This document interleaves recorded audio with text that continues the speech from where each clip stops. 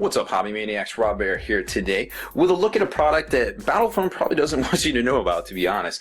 This is the Battlebag. It's made by Barebones Battleworks, and it's a really good product, obviously comparable to a couple of different foam manufacturers out there between Sable and also Battlefoam.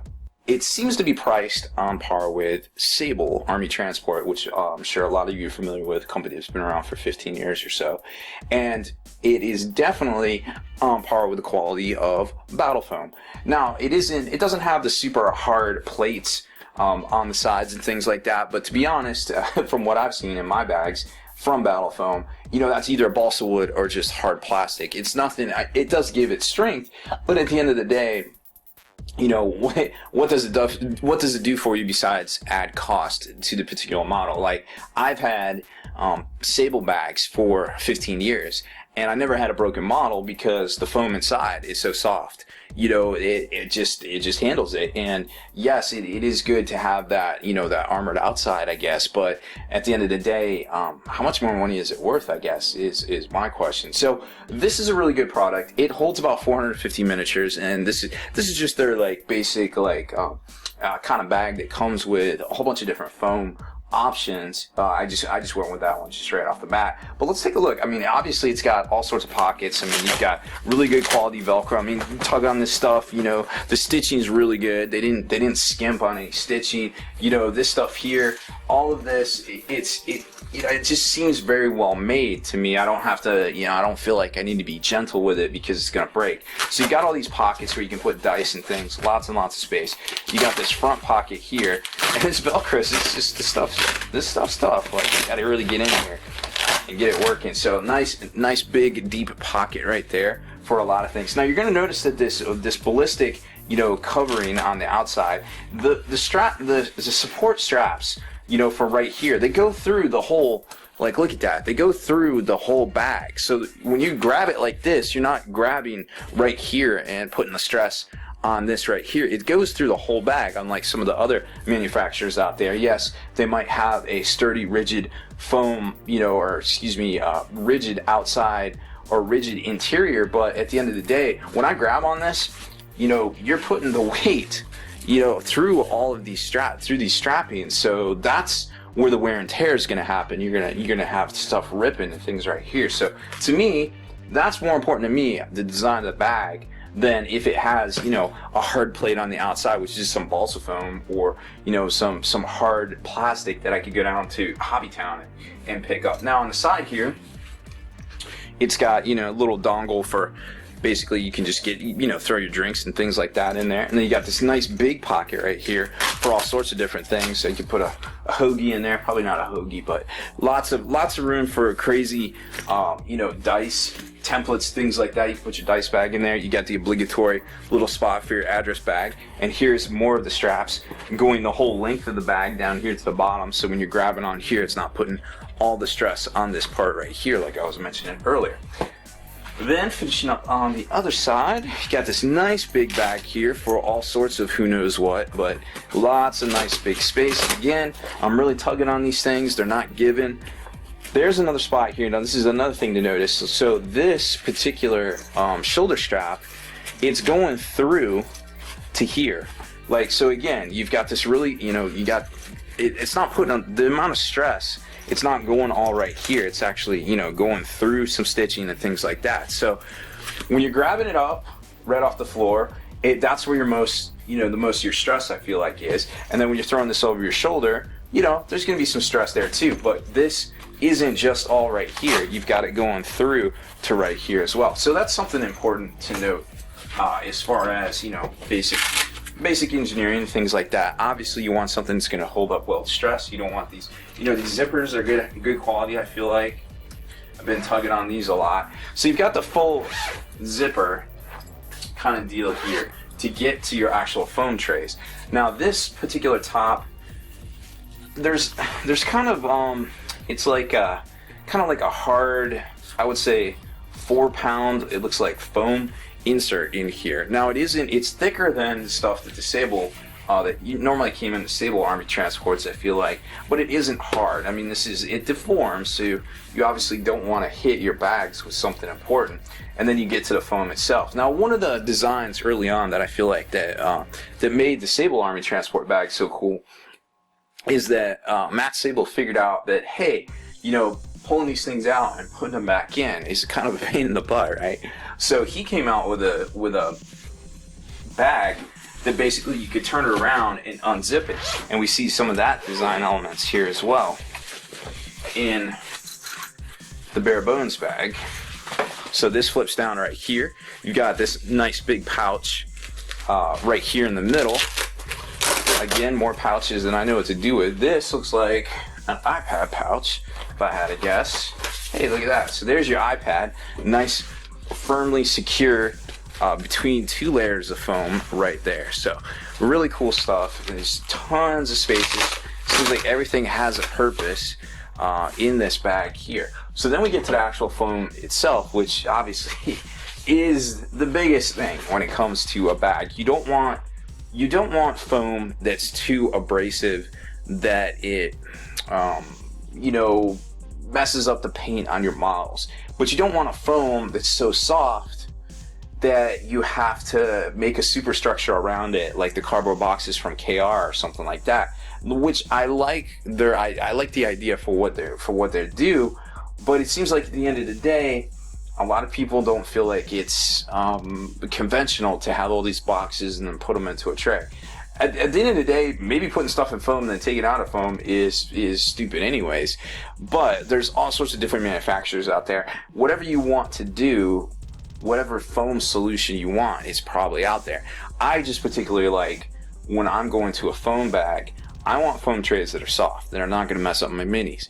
But I also want the bag enclosure strong enough to take the stress from toting it around, into the car, going to the game store, going across country. The one thing I do like about Battlefoam is that it is super sturdy, and I would not have any problems putting it into, checking the bag on an airplane or something like that. I don't know if I would check this one on an airplane particularly, but I can tell you I would definitely put it in the overhead. I don't know, this seems a little big for the overhead. You might not be able to get away with that one, but I do know that I would feel comfortable doing it. That being said, let's take a look at the foam, because that's where everything comes into play there. So you've got this, it's the nice soft foam that we've come to expect from Sable itself. So really cool, high quality, very soft, not crappy, but not like something abrasive that's going to wreck models. So you got the two toppers here. And like I said, they've got a variety of different tray sizes. Now you're going to notice that this isn't really a conventional kind of size that we might be used to, as far as, you've got the Sable foam trays that are roughly 13.5 by 7 by 8. I guess Battlefoam has a tray that's very similar. It's even called like the transport tray or something like that. Forget exactly, so I'm not exactly sure how they were able to take that exact size and that exact configuration from Sable and offer it when they don't like their whole laser, they go after people with the laser cut things. I don't know how it all works. I'm not a patent genius or anything like that, but I think it's a little bit, it's a little hypocritical in my personal, opinion of it. Now that being said, when I look at these trays, I feel like, hey, this is something that I haven't seen before. This is not a configuration I've seen out there. However, when you put them into this particular foam box or this foam case here, it doesn't seem out of place, and it doesn't seem unwieldy. It doesn't feel like I'm putting a foam cooler on my back. It's small enough that I can throw it over my shoulder. So I'm kind of okay with it. Like, I feel like I can get a lot of minis in here, a lot of tanks, a lot of, a whole lot of things going on. And that's from the 40K standpoint. Obviously there's other games out there, but that being said, this holds, if you do the math on it, like basically this is 1.5 inches, this is 1 inch. You just kind of lay it out and kind of figure out, your standard, basically Space Marine, Bolter Marine. You're looking at roughly 450 models in here, which is comparable, I think, to a lot of the sizes and a lot of the different configurations that are out there currently in the foam storage case market. So like I said, you've got this thing that's a little bit of an unconventional size, but don't be thrown off by it, because it seems to work pretty well. So you've got the typical pull and plug foam. I mean, this stuff, obviously, you know, you gotta kind of punch it and then pull it out. That's usually the best way to do it. I think they recommend that you use an X-Acto knife. I think Battlefoam and I think Sable does the same thing. I've never had a problem with it. You just punch it down and pull it right out. Now, the one thing I did learn about how to reattach this foam is there's a Bob Smith Industries BSI. There's those bottles with the little colorful tops on the top.